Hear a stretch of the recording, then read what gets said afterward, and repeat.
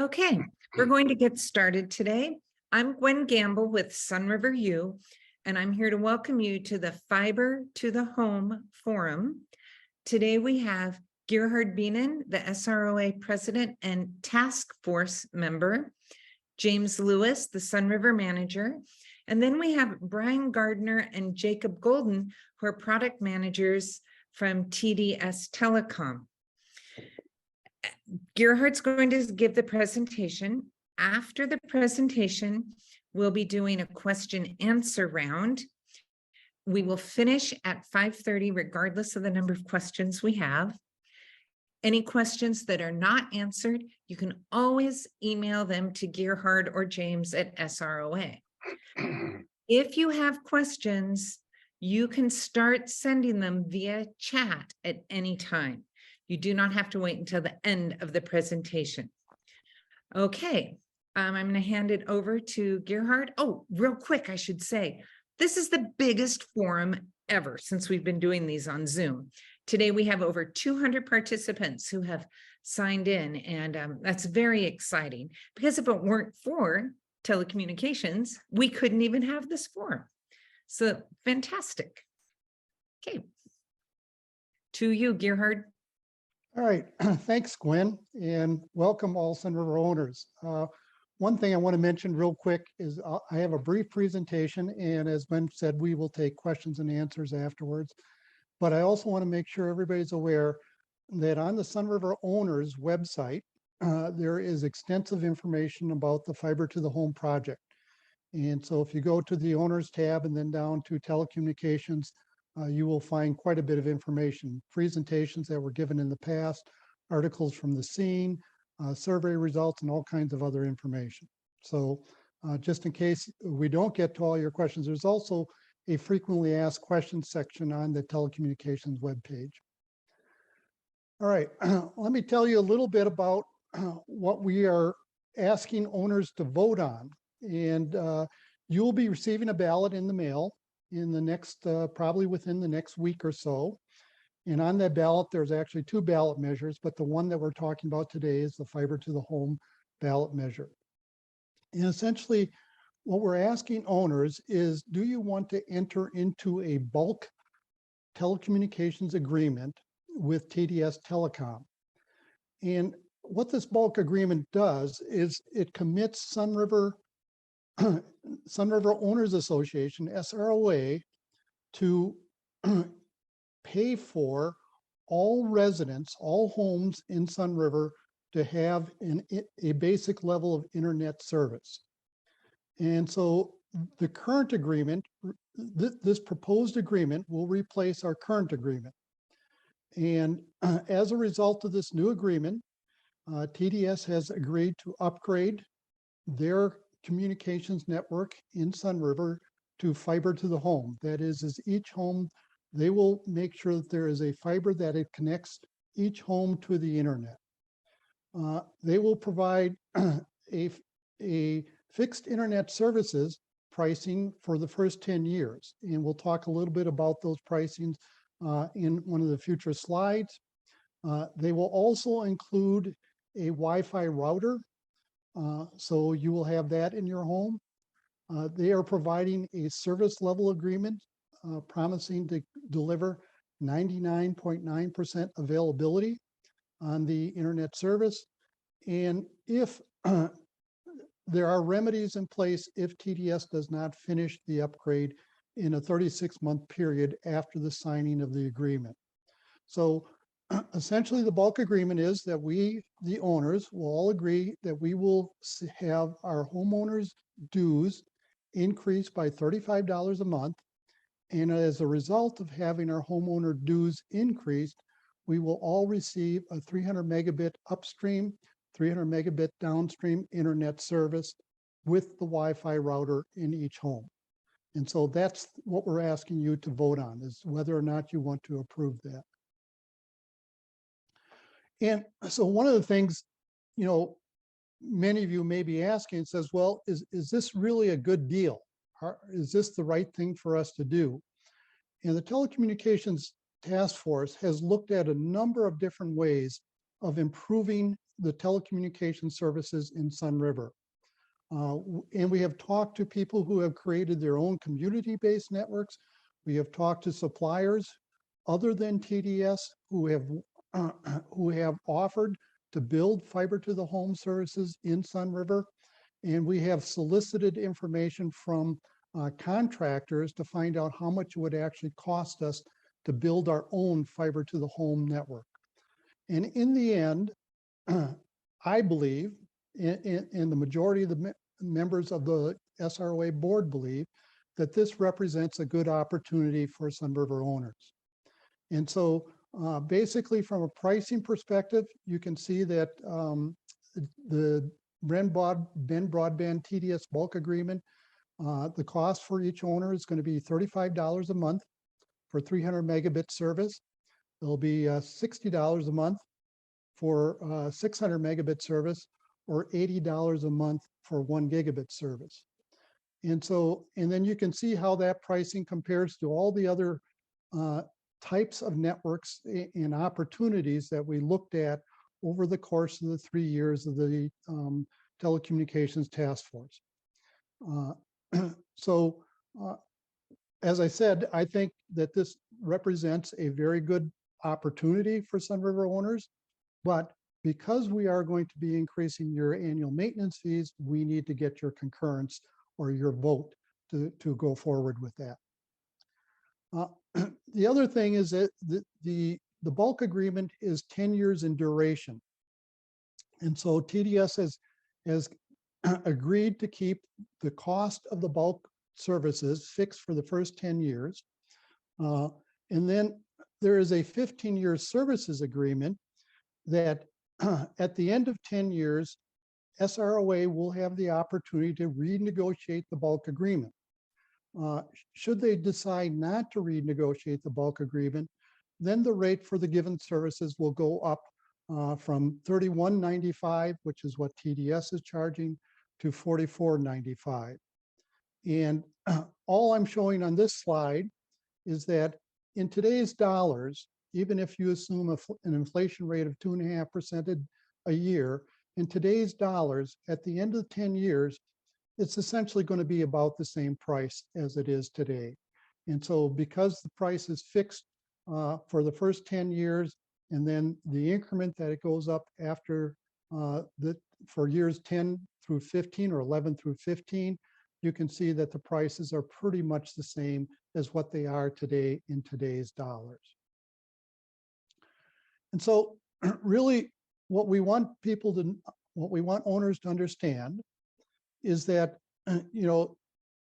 this bulk agreement, it addresses many of the major TDS failure modes, and that has to do with the existing network infrastructure, coaxial cables. Coaxial cables are metallic. They are buried directly in the ground. They degrade over time. They have got these connectors on the end of them called F connectors, which are very prone to failure. And so TDS, in putting in the fiber to the home system, will replace all that coaxial cable so that there's fiber directly to each home in Sunriver. We believe that this agreement is good on cost. We have fixed prices for the first 10 years of the agreement. We also believe that this agreement is good on timing, and that the fiber to the home network would be completed in a 36-month time frame after we sign the agreement. And if the owners approve of the vote, we would most likely have that agreement signed in the month of March of this year. There are alternatives. So if owners decide they don't want to go forward with the bulk agreement, some of the alternatives are we could enter into a standard services agreement with TDS. This is similar to what we have today, where each owner would contract directly with TDS for whatever service that they would like to have. There are third parties, as I have mentioned earlier, who are willing to come into Sunriver and build the fiber to the home network to each home. Their pricing is higher than what TDS is proposing, and so that's why we tend to prefer TDS right now. But if owners decide that they don't want to go forward with the bulk agreement with TDS, that remains an option. The other thing is we would have to revisit funding sources, because most of the alternatives, with the exception of a standard service agreement with TDS, would require an additional incremental investment on the part of Sunriver owners. So that's really kind of in a very quick nutshell what the bulk agreement is about. And I think at this point in time, we can open it up for questions, Gwen. Okay, let me, while we're waiting for Gwen, let me ask some of the questions that have come into the chat room. And I think this is one for either Brian or Jacob. And the question is there a plan for TDS to go beyond 1 gigabit per second download speeds on the existing networks? Gwen, would you like me to answer that question? Yes, would you please? Okay, the answer to that question is yes. Last year, Q1 of last year, we did introduce a 2 gig Do my video. residential product. And recently, within the last 30 days, we have also introduced a 3, 5, and 8 gig symmetrical service across our Nokia network that we utilize for all of our PON deployments. So yes, in fact, we're offering those speeds today. And that's on the fiber to the home network. Is that Yes. right, Brian? Yes. Yes. Okay, on this the- question was actually about DOCSIS 3.1. Your heart's Okay. going. And I assume that you're not planning on upgrading the hybrid fiber coax network to a higher speed. Good. No, there are no plans today to do that. All right, thank you. All right, Okay. Gwen, I'll let you take over. Well, you did a good job there, Gerhard. All right. Will there be a local contract? I'm assuming that's like, does each homeowner have to take care of their contract? I can answer that. As Gerhard explained during his brief presentation, for the basic internet service for the 300 up, 300 down, that will be automatically provided to you once you connect to the fiber that has been provided to your home. That the billing for that will come straight to your maintenance fees. So if that is the only service that you want, that's the only internet service that you want, and you don't want any upgraded speeds or any add-ons for different video or audio products, you will not need to contract directly with TDS. You'll be provided that service. You will pay your fee to SROA. We will pay TDS on your behalf that amount, and that will be it. Anything additional will be between you and TDS, the same as it is now if you are a customer of TDS. So questions are coming in about television service. So people still would contract through TDS for their television service. Correct. And I'm going to let Brian or Jacob answer this, but real quick, the internet service, many people nowadays are streaming a variety of networks, whether it's Netflix or Amazon Prime. And so you can get those directly over the internet if you have an internet capable television. But in terms of the other products that are offered through TDS, either Jacob or Brian, you probably best answering that. Yeah, Brian? so the question was about if a owner wanted a video or voice service, correct? Yes, what other, aside from streaming that you would get over the basic internet that's Internet. provided? So TDS over its PON network offers it's like a terrestrial TV service, but it is IP based over the internet. It's called TDS TV Plus. So if you go to hellotds.com, you can take a look at all the products and services that are offered out there. And all those products and services would be offered to you. Like James basically said, if 300 by 300 internet service is sufficient for you and that's all you need, you're cared for. You wouldn't have any contact with TDS at all. Everything's handled through the SROA. If you want a video service like TV Plus, which has additional features like sports channels and other lineups, premium channels like HBO, you would contract that through or work through TDS and would receive a bill separately from TDS. We also have some other valued added internet services like internet security. If one Wi-Fi device is not enough for your home or your units, We have a Wi-Fi Plus product that's a mesh network. Those types of services would be available, as well as the basic voice services that are offered through TDS. One comment I want to make, Brian, and just want to make sure people understand this, is that customer service would still go through TDS, even for the basic internet service.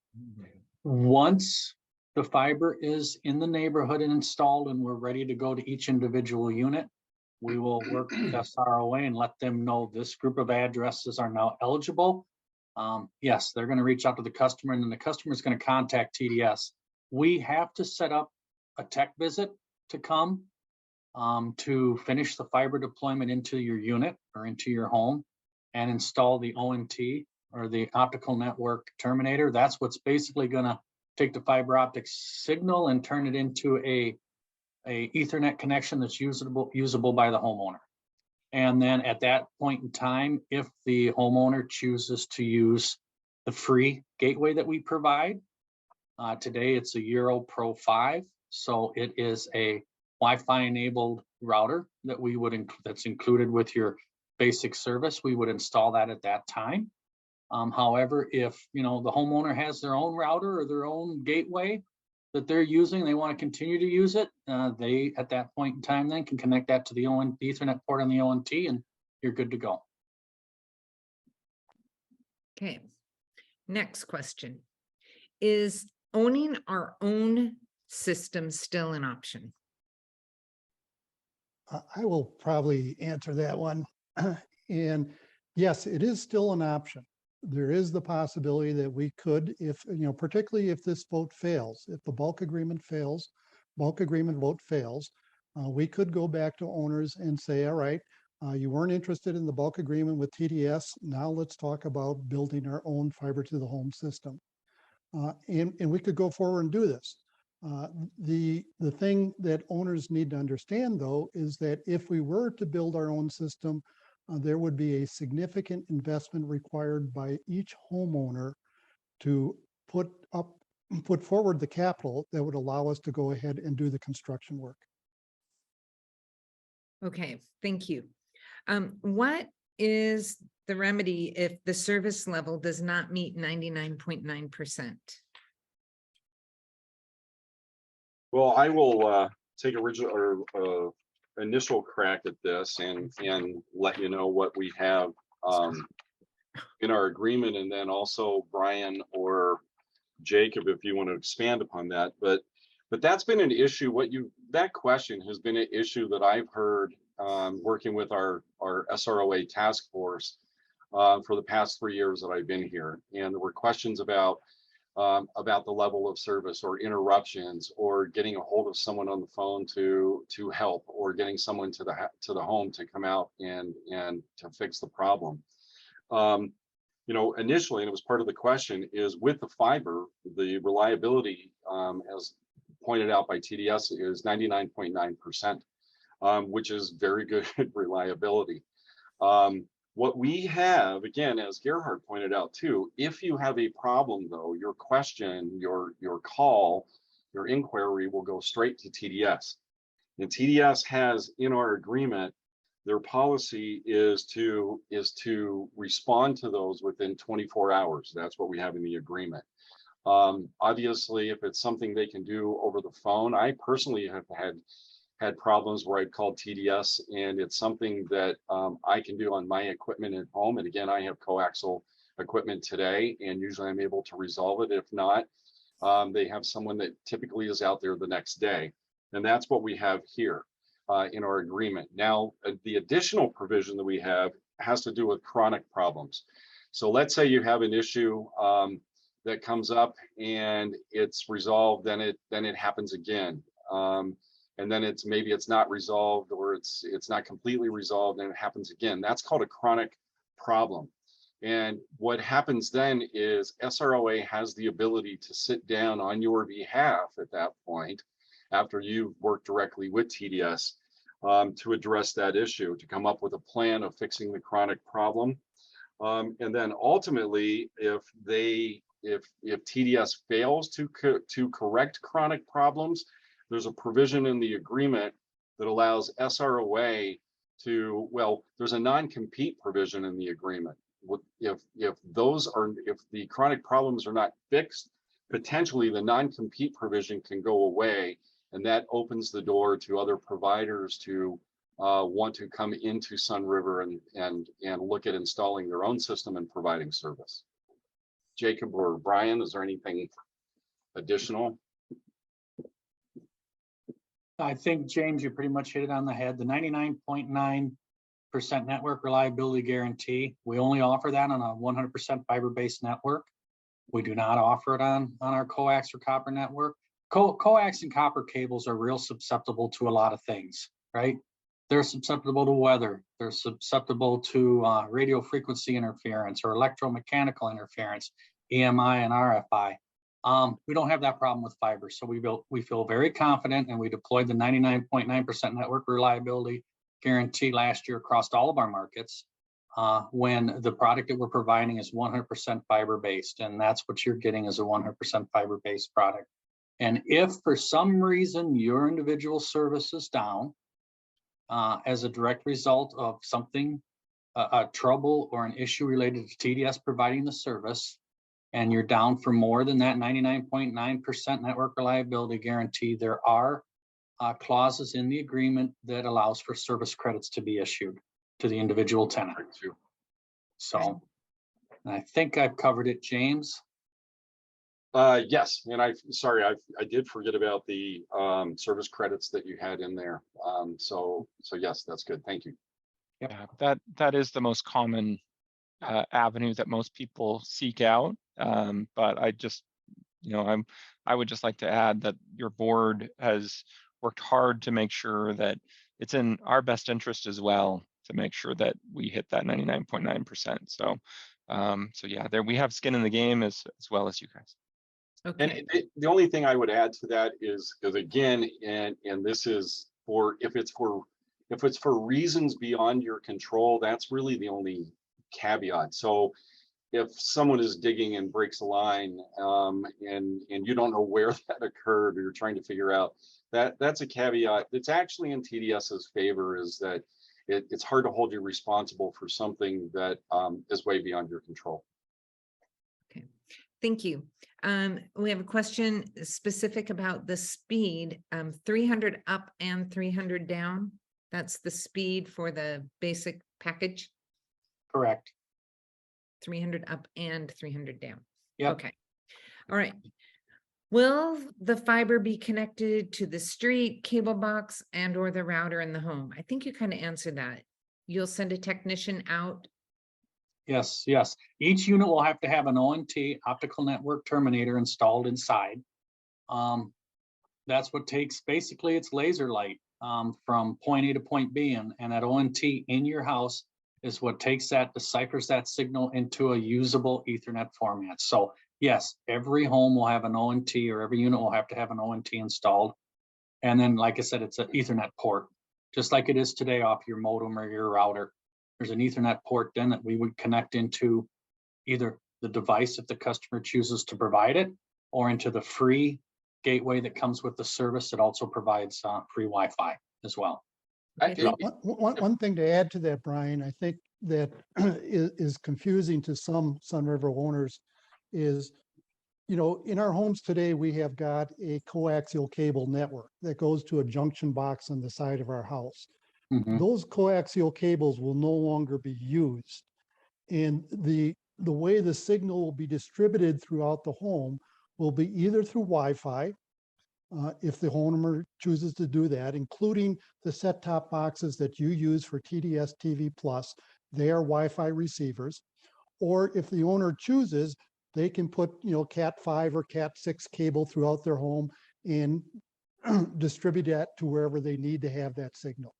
Yep, that is correct. That is correct. I mean, I have TDS fiber service at my home here. I have the 300 by 300, and I do everything Wi-Fi. I have coax. When I built my house, I put Cat 5 to every room, and I don't use any of it. I do everything via the Wi-Fi enabled router that TDS provides with the service.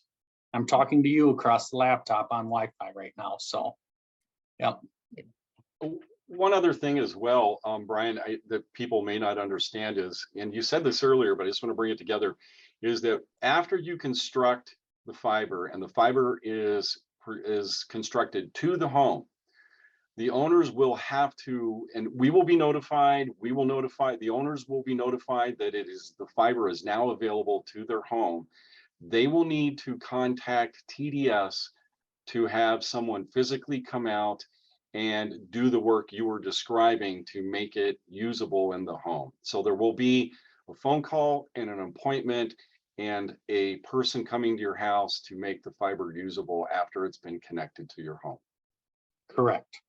Correct. That technician will come to the home, will install the ONT I just described. And then if you choose to take advantage of the gateway that's provided with the service at no charge, they will also make sure that your Wi-Fi is up and will help you connect a Wi-Fi device and show you what you need to do to connect any other Wi-Fi devices in your home to that network. Okay, Yep. thank you. I had a question. Oh, so when that gets set up in your home, is that when your billing changes to the homeowners association and you're no longer billed through TDS, so people would kind of trickle into the billing system, change over to your homeowner fees? Like, when does that happen? The short answer is yes. We had a provision in here that essentially you had 30 days after it's available to your home to connect.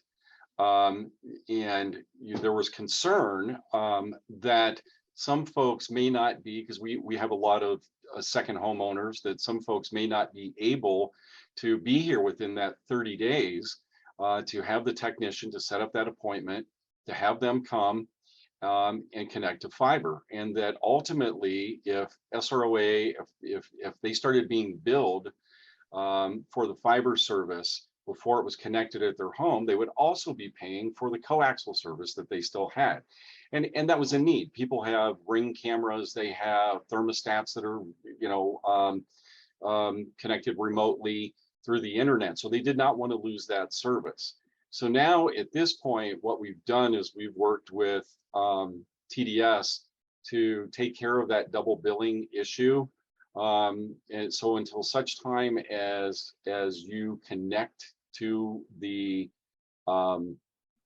fiber, you'll continue to have, and Brian, correct me if I'm wrong, but again, I'm going back, recollecting all of our conversations on this.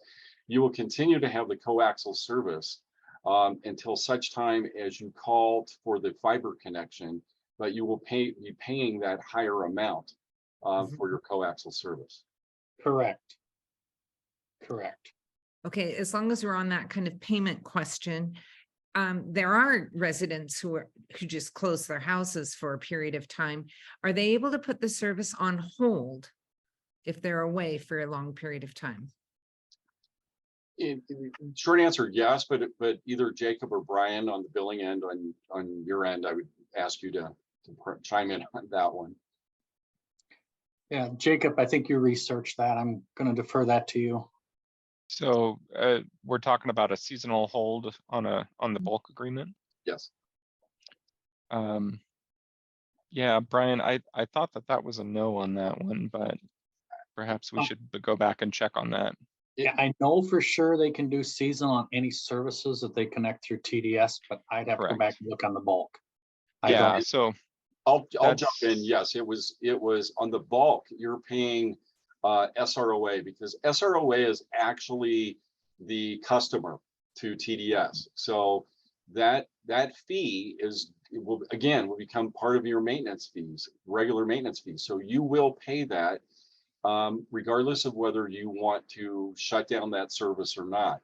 But and that's kind of what I was getting at. If you wanted anything over and above that basic service, then is directly through TDS. Yep, and correct. Seasonal services are available on those, correct? Yep. Yep, and that includes, if you have a higher internet package, if you opt to upgrade for that, that as well can be reduced while you're away. So you can minimize your bill while you're gone.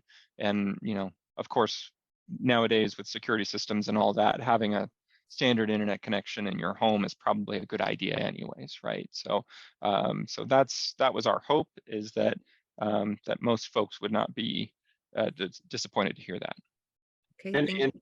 if I add on to that real quick, essentially, you know, the way I tend to think of it is, what for basic internet service, and 300 is very reliable and will take care of most people's needs in Sunriver, is SROA as the customer to TDS.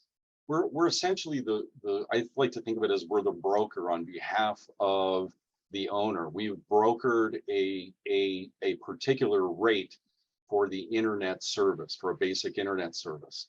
And so again, we are responsible for that payment, and then we will collect that payment from the owner. Okay, thank you.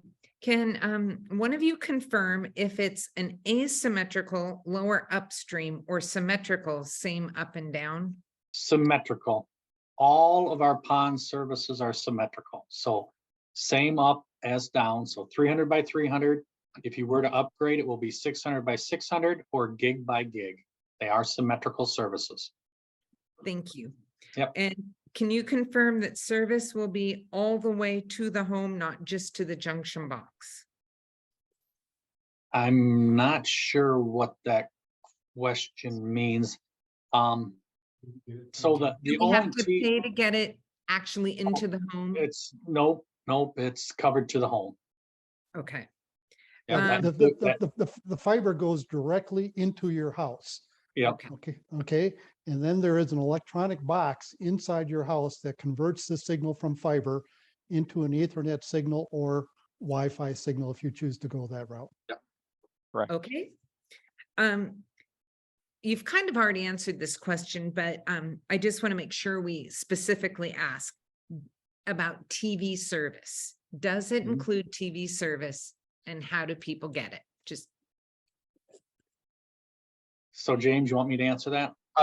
Sure. You kind of did. I mean, essentially, it's your product, so I would feel more comfortable with you discussing your product. So, I mean, basic TV is not included, excuse me, in the bulk agreement that we have worked out with James and SROA.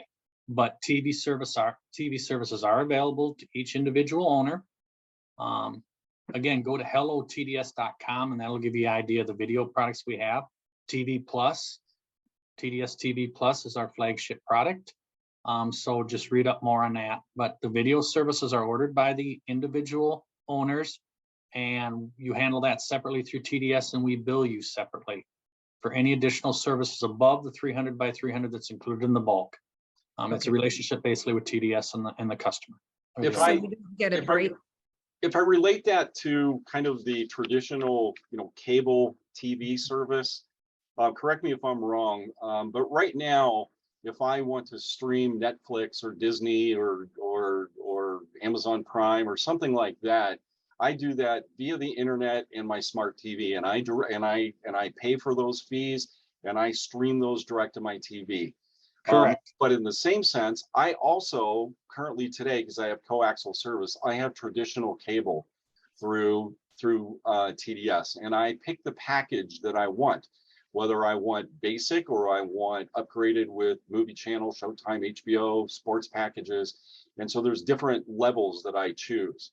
So what you're saying for the folks that ask that question is they would have the option of either streaming directly, and that would be their source of television or video, or which would be they would be able to do under the 300 with no additional charge.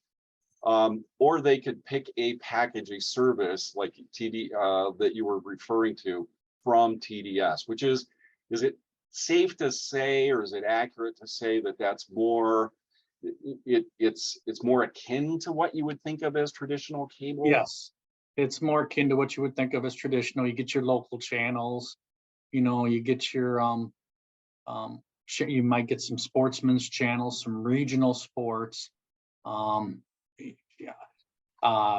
Hallmark, I'm trying to think of TMC, some of those channels, just like you said, James, you're terrestrial. But if today you don't have TV and you're just streaming 100%, Netflix, Hulu, Paramount Plus, Disney Plus, Amazon Prime, If you're using any of those streaming services, you do not have to get a video product through TDS.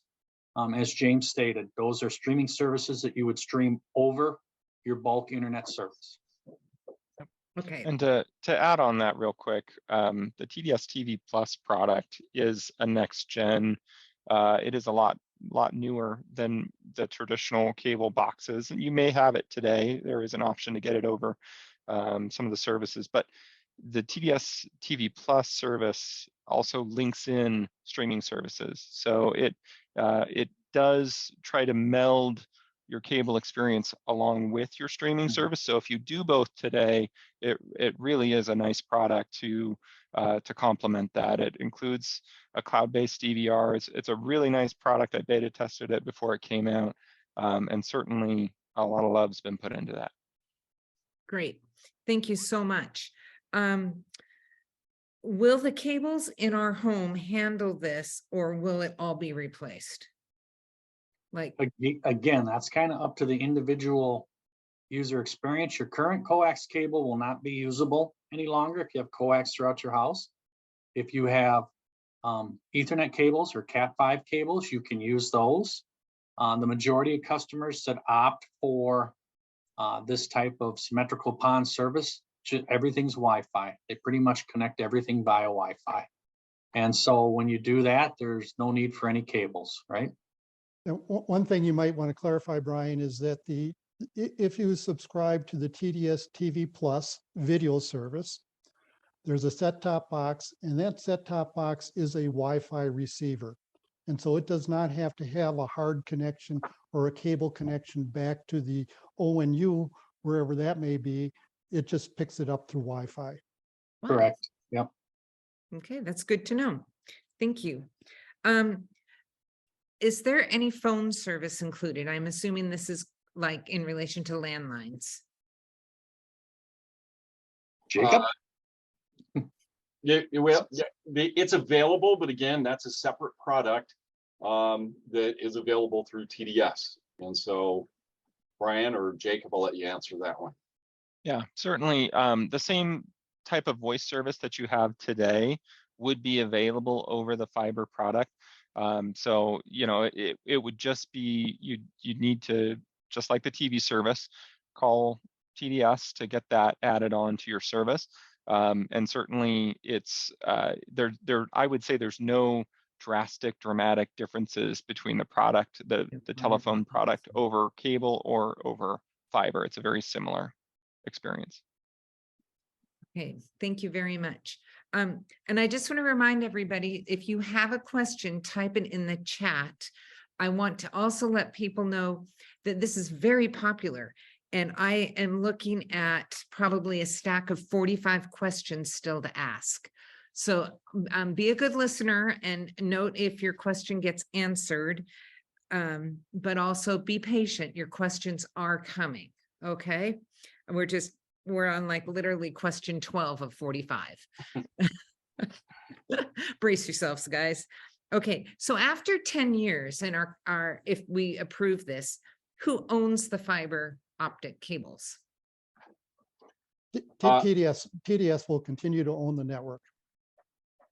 Okay, and if this passes, how long after a passing vote would this begin?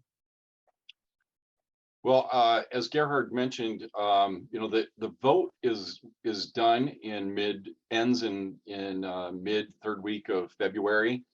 And so after that, we would be authorized by the approval of the vote to sign the agreement. So we would sign the agreement, as Gerhard pointed out, probably in March, shortly thereafter. And then the construction timeline for that, though, is back in the ballpark of Jacob and Brian. And we had been discussing, I didn't know if there was any refinements to the construction timeline. Basically, once the agreement is executed, we're going to start construction this spring or as soon as we can. So, and once construction begins, when will homes be able to connect? Are we looking at 3 years down the line, or is it bit by bit? Well, no, oh, I'm sorry. Go ahead, James. No. I was gonna. Yeah. I mean, we could both answer, but essentially, it's there's a 3-year time period for TDS to complete the construction. And they can explain, you know, they want to get it done and get everybody connected. It's not to their advantage to have a mixed system in Sunriver with coaxial and fiber. So they're going to do it as fast, I think, as they can. But what will happen is, as homes, as the fiber is connected to a home, again, some homes will be sooner than others. It depends where they start and where their construction routes go. Some could be available. It could be could have the fiber available in as few as a couple months, and some may take longer to the end of the construction period. And if you guys have refinements on that, you know, or any more detail. Oh, you basically hit it on the head. I mean, we want to turn homes up as we activate our network. We're not going to wait till the end of the 3-year period and turn everybody up. We just can't do it. We don't have the resources to do it. So as we construct, as we build out nodes, once those nodes are completed and that nodes went through testing and it's ready to provide services, we'll be contacting homeowners, and we're gonna turn homes up as we basically construct. So, And so I would Brian, anticipate we'd start turning some homes up late summer, early fall this year. So, Okay. yep. And are there any specifics as to where ONT, Or the box. where the box goes in the home, where it enters? yeah, so the ONT will more than likely be placed or entered somewhere where your coax service is today. But the technician will discuss that with you when they come out for the install. We prefer to install the ONTs inside. There's inside and outside ONTs, but of course the inside ONTs stand up a little better. So we would mount that somewhere in more than likely your equipment room or your electrical room, your maintenance room, where a lot of your services come in today. That's typically where the ONT is located. Okay, I think one thing to clarify there, Brian, is the ONT needs to be connected to an electrical outlet somewhere. Yeah, the ONT needs power. So Yeah. we have to make sure we're close to an outlet or that we're within reasonable distance of an outlet so that we can power the ONT. Yep. okay. What happens if we can eventually go above 1 gigabyte? The world ends. K2. So I guess, like I said earlier, we offered 2 gig early last year. We just added here, beginning of this year, a 3, 5, and 8 gig service. I would envision that today there's an upgrade cost for 600 gig. That seems to be sufficient. We do not have very many takers for the 2 gig service we've had in place for a year. Very few, a handful across the entire United States. But what I would envision is, as people become more interested in 2 or 3 gig services and they feel the need for that speed, there would be a similar upgrade cost as is in place for the 600 gig today. But that's Okay. something we would work with James and the SROA team on. Right. And Brian, just to clarify that so people understand, at the time they are connected to the TDS fiber, they can opt for the basic 300 by 300, or they could contract directly with TDS for 600 by 600 or 1 gig by 1 gig, but that will be available at the time that their home is connected. Okay, Correct. So when you call into, when fiber's available, when you call into TDS, the TDS representative will go through your options. Okay, do you want the basic 300 by 300 that's included with your service? Would you like to upgrade to 600? Would you like to upgrade to gig? Also at that point in time, they will ask you if you currently have a video product or a voice product. Do you want to migrate that over? These are our video products, because the video products, as Jacob pointed out, have had some significant improvements in the last year. So at that time, that customer service rep will go over all of that with you, your existing services, what's available for free, and if you're interested in 600 or gig. Yep. okay. Thank you. So who owns the fiber optic cables if TDS changes or if they go broke? What happens to our service if something happens to TDS? James, you probably can answer that. Yeah, if TDS, Well, similar to when the existing agreement that SROA has was with Ben Broadband. And Ben Broadband was purchased by TDS.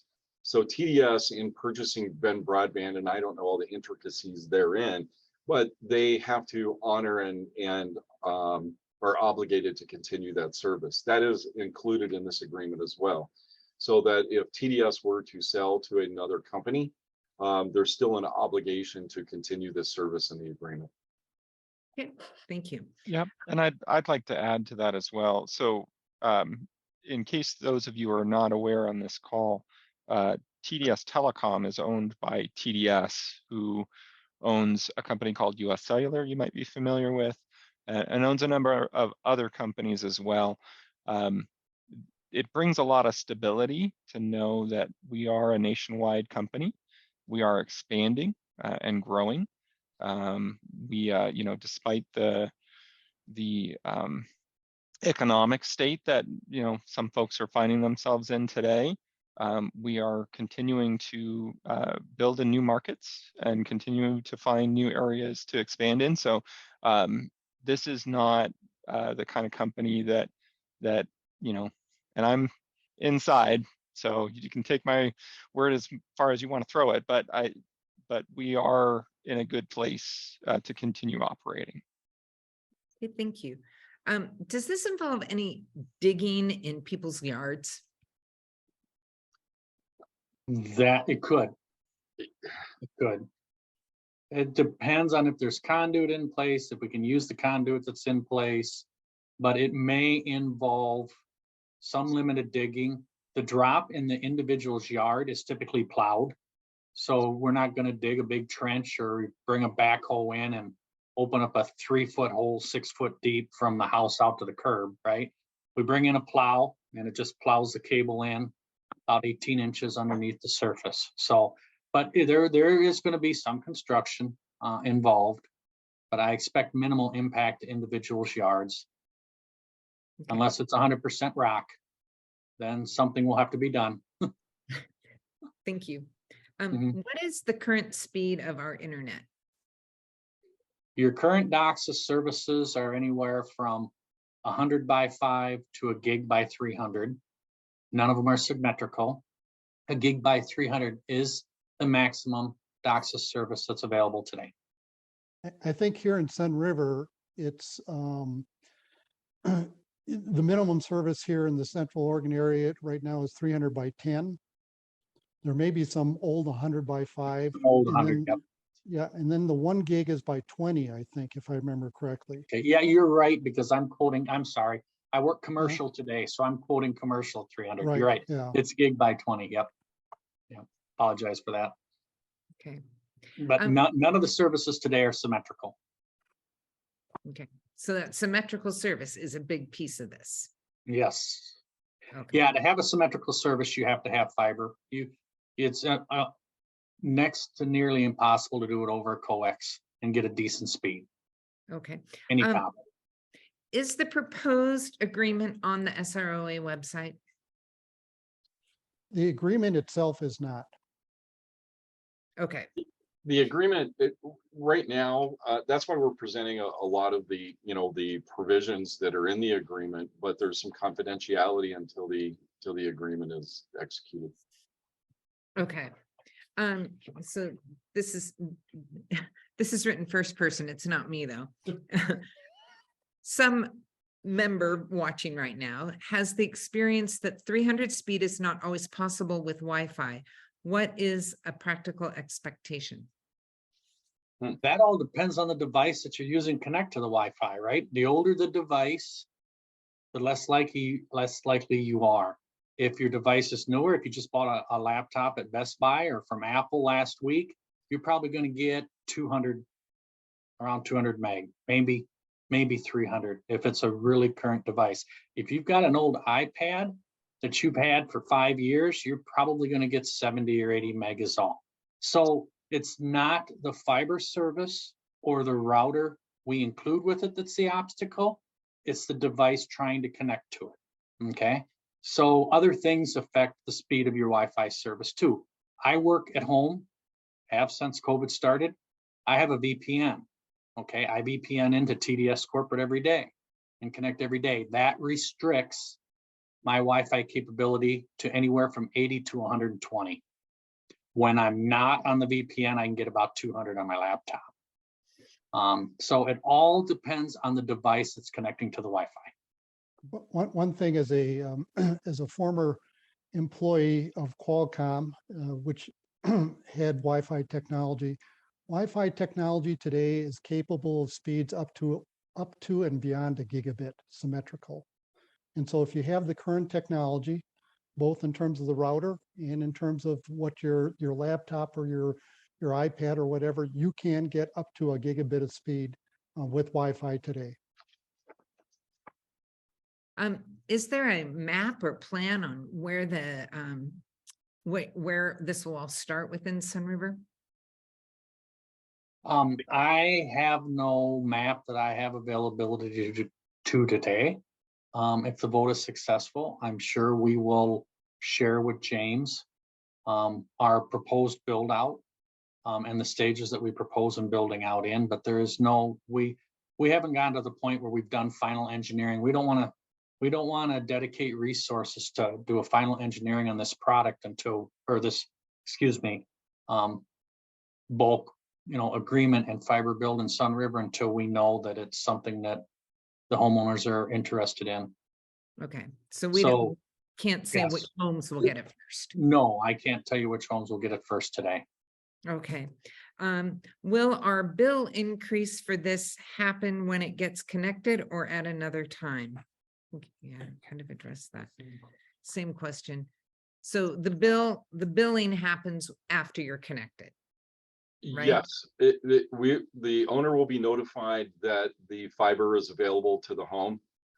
The billing will not occur until they actually contact TDS and do all of the work to make the fiber operational within the home.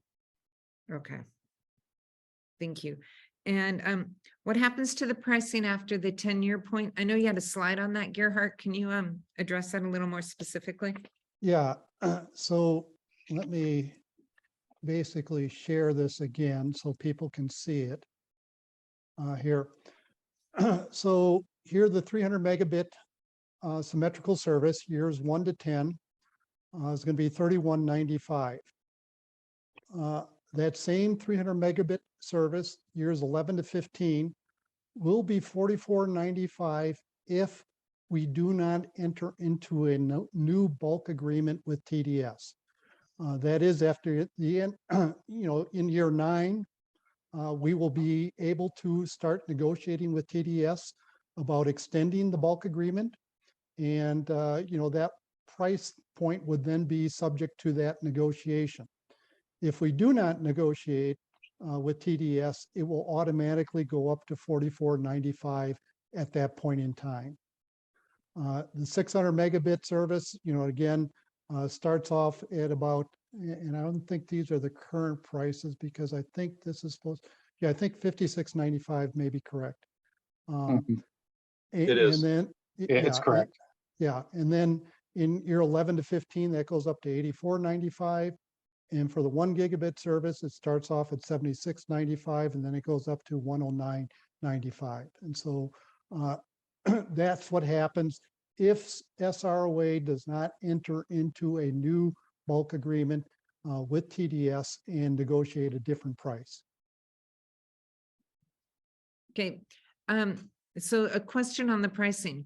If you choose to get a package where you're getting a higher speed, do you still pay a portion like that $31.94 to SROA in the bulk and then an additional?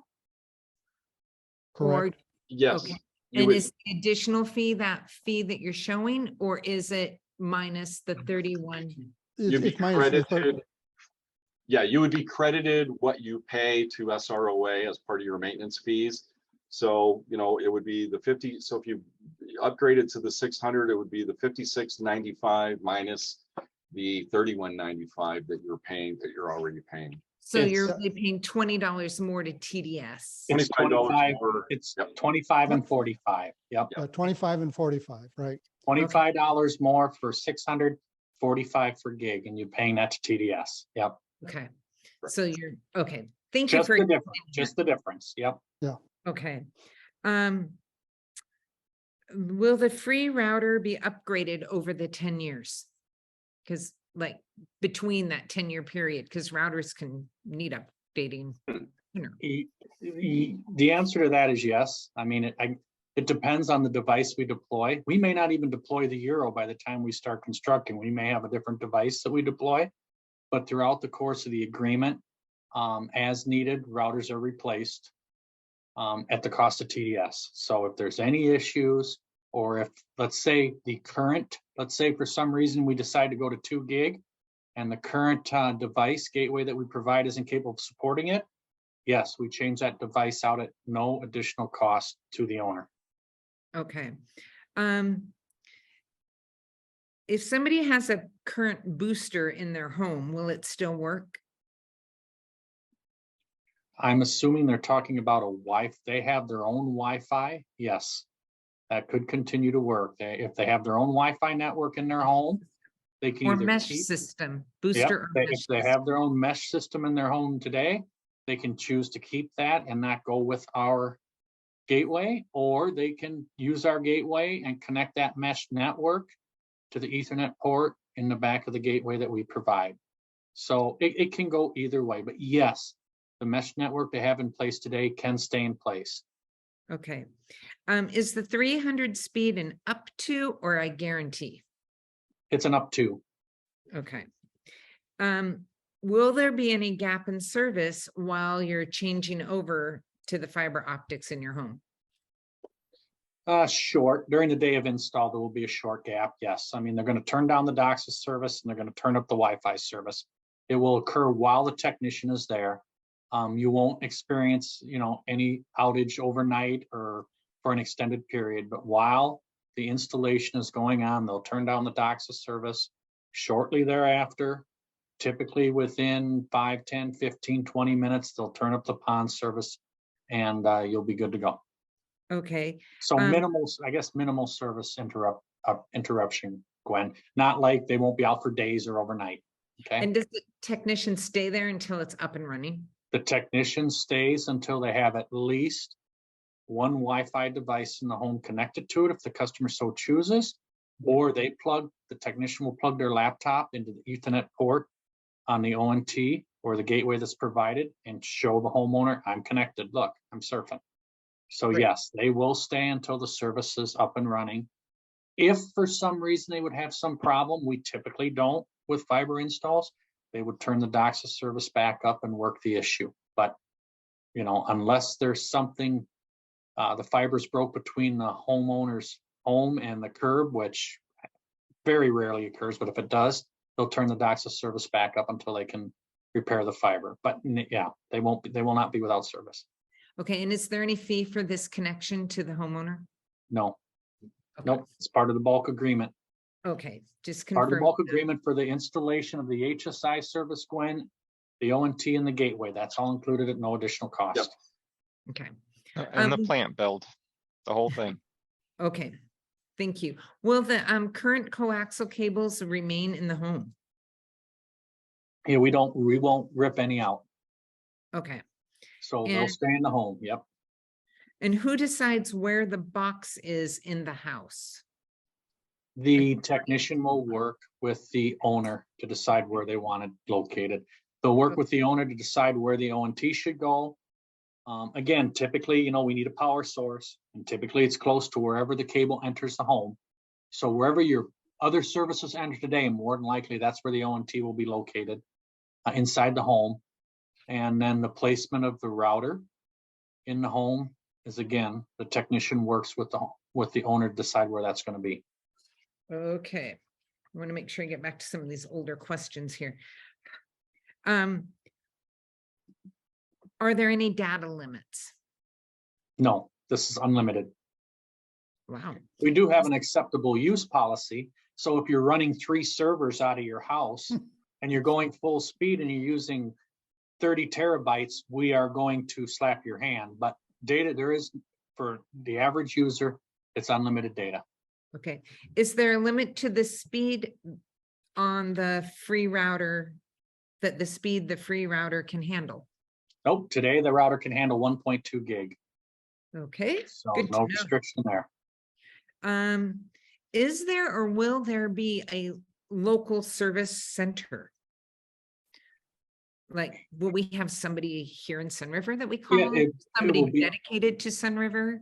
It will be handled no differently than it is today. We have local FSTs throughout the Bend market. The same FSTs that you have working today will be the same ones that will, do your install and troubleshooting for you. So really nothing changes from that perspective. Okay. Will the $35 fee be subjected to HOA possible 6% increase each year? Ooh, that's a good question. No, answer this right now, no, because it's a separate fee. It'll be collected with the maintenance fee, but it's not part of the maintenance fee for purposes of increases. For what your maintenance fees pay for today, and they periodically go up on a yearly basis as costs go up for things that we provide, services that we provide. This is a service that's directly linked to TDS. So the answer is no. Okay. Are there televisions that will not work with this system? If so, how do we know? If you still have to get up and change the channel, you're probably not going to work. I'll let you guys answer that.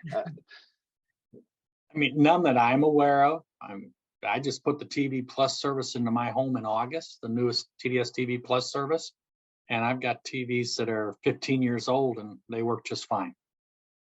Okay. Now, Most- if, as James says, you pull the button out and then the light glows and opens up, it probably won't work. So, Yeah, most people connect to it through HDMI, but I believe there is a coax option on there as well. I wouldn't quote me on that. I will see if I can confirm that though. Do we need our own HDMI cables in that case? No, we'll provide those. Okay. What does ONT stand for? optical network terminator. Some folks in the fiber world refer to that as the ONU, which is the optical network unit, but it's basically the demarcation point to where our fiber ends, and on the other side of the ONT, we connect to your home network, whatever that may be. Okay.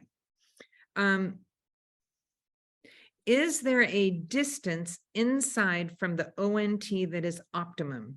How far is it good without a booster or mesh system?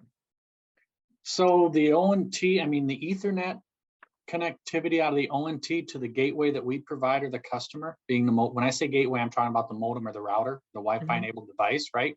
We call it a gateway. There's no limit on the distance of that Cat5 cable. 300 feet is, we typically do not want to go more than 300 feet, which covers most scenarios. As far as the Wi-Fi signal, same thing.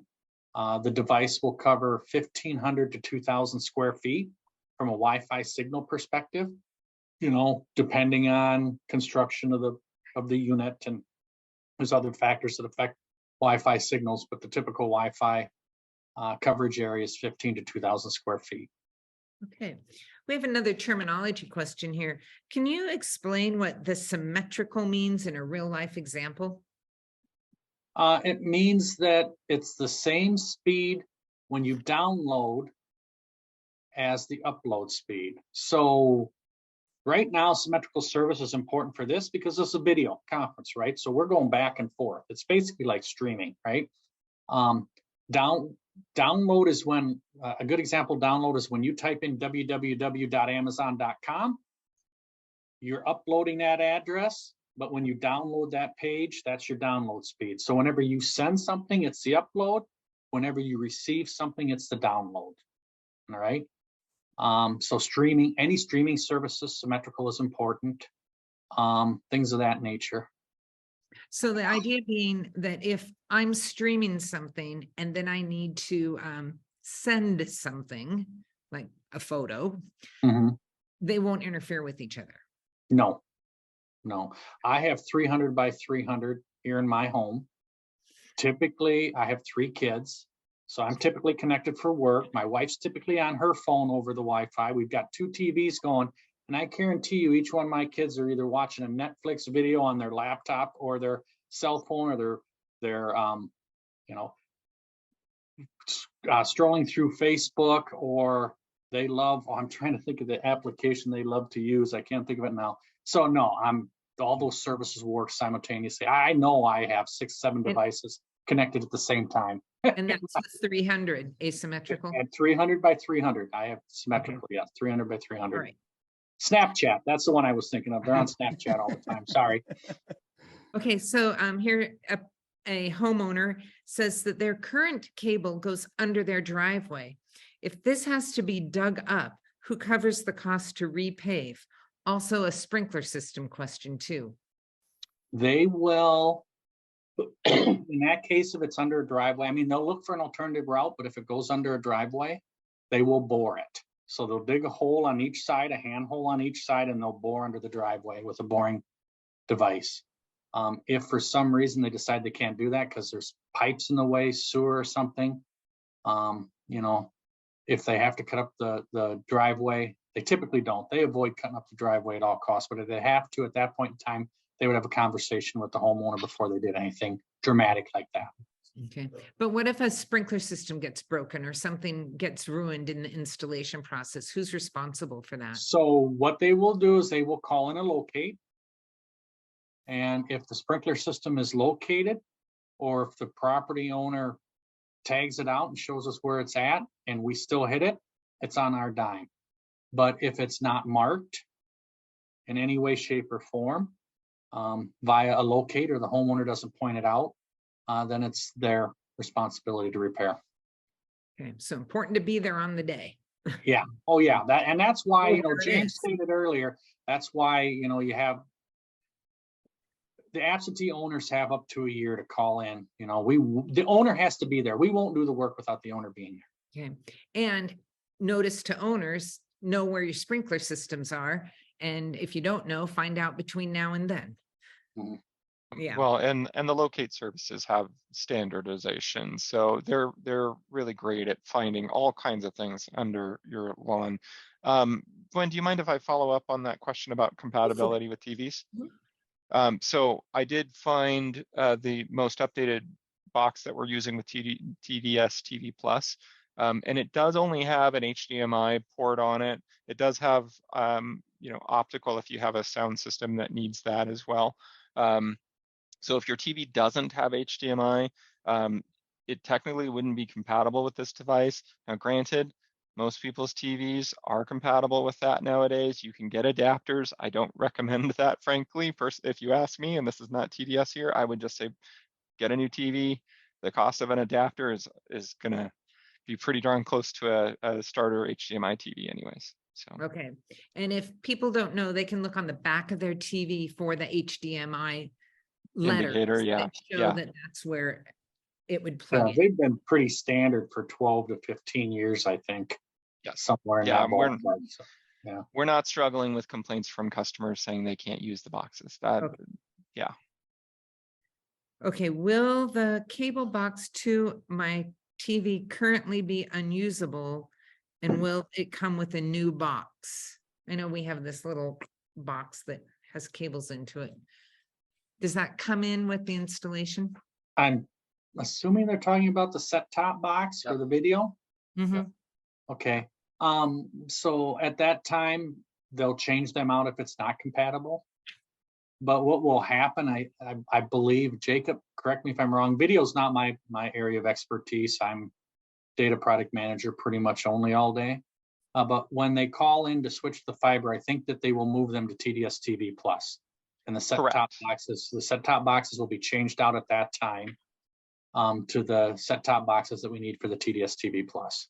Yep. Yeah. Part of upgrading to fiber requires a change from the coax, you know, screw it in cable product for TV to this TDS TV Plus product. So it is a requirement to change But like I've said, it is a big upgrade to most people's experience. So, and we do have lots of online videos and that kind of thing to assist you in learning the box. Yeah, again, I would stress to anybody really interested in the video products, go to hellotds.com, and they've got videos and all kinds of explanations of the TDS TV Plus product out there. Some really good YouTube videos and things of that nature on that product. Okay. So just so people know, we're down to the last 14 minutes and we still have quite a few questions. If we don't get to your question, please know that you can always email James or Gerhard at SROA. Question about the vote. What is required for a passing vote?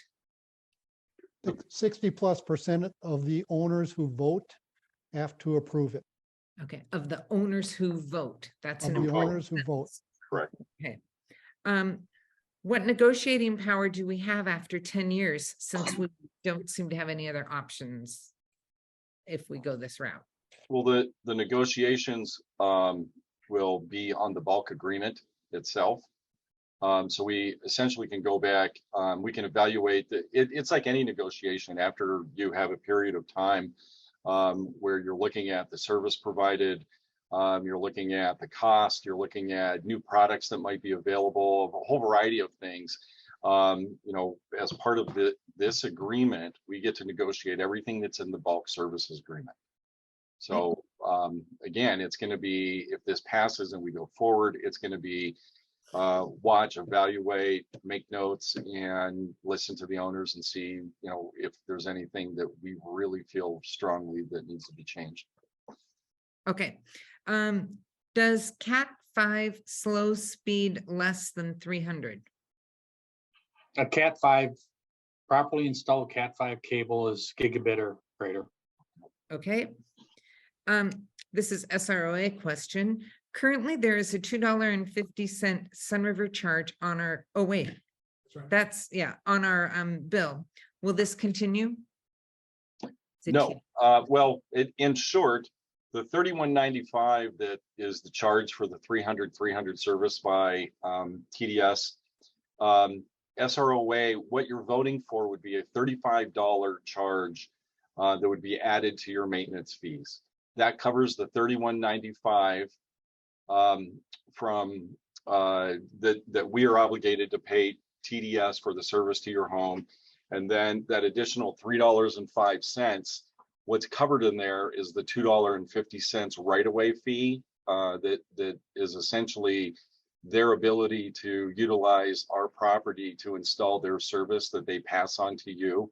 So that $2.50 is covered as part of that additional $3.05. And the remaining 55 cents is essentially our fee to process everything on our end, to act as your broker. We know that we're going to get some phone calls from owners that want us to help them take care of problems. We're going to get questions on the billings. We're going to have to, our accounting department, process all of the billings and payments to TDS. So that's that $2.50 is covered in that additional dollar, those additional $3.05. Yeah, one other point I'll make real quick is that SROA is going to be obligated to pay for every single home in Sunriver. And in the event that an owner defaults on their maintenance fees, SROA still needs to pay TDS. And so part of that 55 cents is to cover the potential of an owner default. And we have a certain number of those every year on just our regular maintenance fees. So, Okay.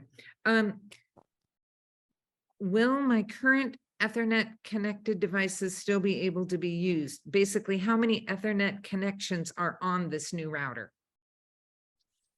So on the new router gateway that we're providing, there's one Ethernet connection. All right. If the owner already has their own router or network in place with a switch, they're still going to be able to use that. So whatever they have in place today, outside of the TDS provided device, they're going to be able to connect into the back of the Euro gateway And again, there's one Ethernet port in the back of that. Okay. How will the condo association connections be handled? Like the Well, condo groups? The associations, each individual, and again, this was Brian, this was something we talked about at the end too. Each individual residence, meaning each individual unit within the condominium, as you pay SROA today, you have maintenance fees. Again, you'll be treated individually. So you would pay SROA the $35 for that basic service to your unit. Okay, but in a condo group, once the services, the cables are being put in and say 3 people aren't here, would one condo still be able to connect and you'd wait on the other 3? They're separate units. So, Okay. Brian, again, and kind of more of a technical question, I think what they're looking, because it's my understanding each individual unit still has its own connection. So, Yep. yes. Yep. Okay. All right. Can you discuss the costing for putting in our own system and not doing the TDS? All right, I'll take that one. So we did approximately a little bit more over a year ago. We put out on national RFP, request for proposal, for construction companies to build a fiber to the home network system in Sunriver. We got 4 responses, or 4 companies responded. 2 of them were actually viable responses. And the lowest cost one was, it's not exactly, but it was very close to $20 million to do the construction and build a fiber to the home network system in Sunriver. Okay, thank you. Will current boxes remain as is? Current boxes. Outside the house, the boxes, you're not going to physically change boxes on the outside of the houses? I mean, the ONT will replace the current coax box that may be on the outside of the house. Okay, Yeah, Brian, I I would can speak assume, to that. I would assume the box, the coax box would just remain there. It Yeah, would, yes. it But can. we don't make a habit of removing those. And part of the reason for that is, somebody may have painted their house, since the box was put on there, and removing it can create eyesores or, put it in the potential problems for a homeowner. So typically the boxes are left on the side of the home. Yeah, basically, we leave them unless the owner instructs the technician to remove it. Correct. How's Okay. that? That's better, yeah. Yeah, Okay. and if you opt for that, I would suggest asking the technician what that will look like, because we've fielded questions from customers like that, and it's usually not what you expect. It's usually better to leave it on. Yeah, Okay. even vinyl siding fades over 10 years. Mhm. The billing question comes again. When they start installing, so I don't know, does that cable go in the same day? So when does the billing cycle, like, let's say I've paid for this month with TDS, and then you put the cable in, do I then immediately owe SROA, or do I wait to the next month? When does that billing start? It's going to be prorated. Yeah. So your Yeah. TDS bill is prorated, and when we notify SROA that the change has occurred, that's when they will start billing you. And I believe, James, you're prorated as well, correct? Correct. And yeah, this was one of the last things we discussed, Yeah. is we would prorate it as well. Yeah. Yeah. All right. In your TV packages, a question has been asked if Portland stations are available instead of Bend or Eugene. You want to look that up, Jacob, and we'll move on to the next question. And Jacob, Yeah, Jacob can I give you a list, or maybe Jacob I- knows because he might have the service. Right. Well, I will say that almost the same channels are available on this product. The channels are not the big change to TDS TV Plus, right? You're getting a better experience on the set-top box itself. The actual channels aren't changing much. I say much because they are different packages, but they are similar to the previous packages. So there's a lot of similarities, but there are a couple of channels here and there that change. Portland channels are not one of the changes with TDS TV Plus. I can tell you that much. Okay, I have a rhetorical question and then a curiosity question here, and that's going to wrap it up for us. One is it fair to ask those that don't currently have any internet service to pay for internet service? That's kind of a, Yeah, let me answer that. And it's a fair question. It is a fair question because there are people I know in Sunriver who don't have internet service, and now they're going to be asked to pay for it. I think, you know, in planned communities like Sunriver, though, that's kind of the way things are. I mean, we all pay for the pathways. Maybe not all of us use the pathways. We all paid for Shark. Maybe not all of us use Shark. That's just the way that it's set up. And so we as an organization, through our consolidated plan, all agreed that if there is a new service that's going to increase our owners' maintenance fees, if 60+% of the owners agree to that, then we're all agreeing to it. thank And you. another point, Gerhard, I mean, fiber does enhance the property's value. Yeah. So having the available, if at some point down the road in a year, 2, 3, 5, you're going to sell your unit or sell your property, having that fiber availability there will enhance the value of the property. Good Seen that time and points. time again. Thank you for pointing these out, and those are good points. A question's come up about the resort. Is the resort included in this? Are they negotiating their own contract? These are only residential properties. So right now, whether it's the village or whether it's the resort, it's a separate product and a separate service that that they contract directly with TDS. Okay, so they're not included in this Yeah, contract. it's more of like if you think commercial businesses, they operate differently than your home. They're using the service for, you know, commercial services. They're making money off of showing the football game. There's all kinds of, and Jacob, you could probably talk more, but it's just different than your residential. Yeah, some businesses need a static IP. There's different dynamics for a commercial customer versus a residential. Yeah.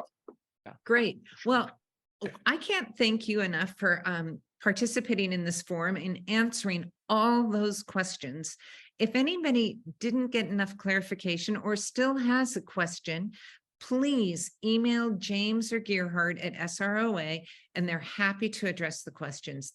They're here to help us, so we understand this.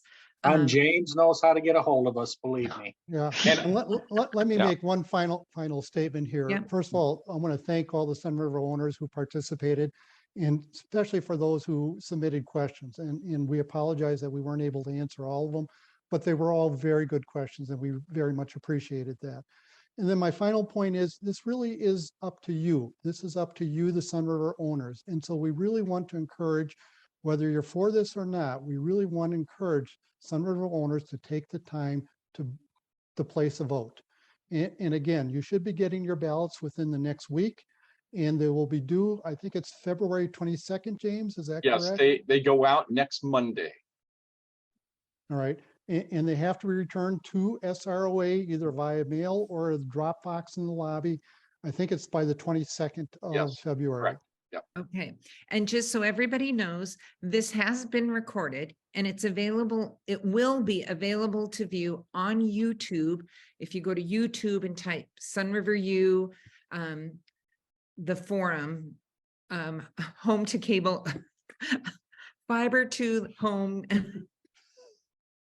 fiber to the home forum, you should be able to find it. If not, just contact James. He'll tell you where to find it.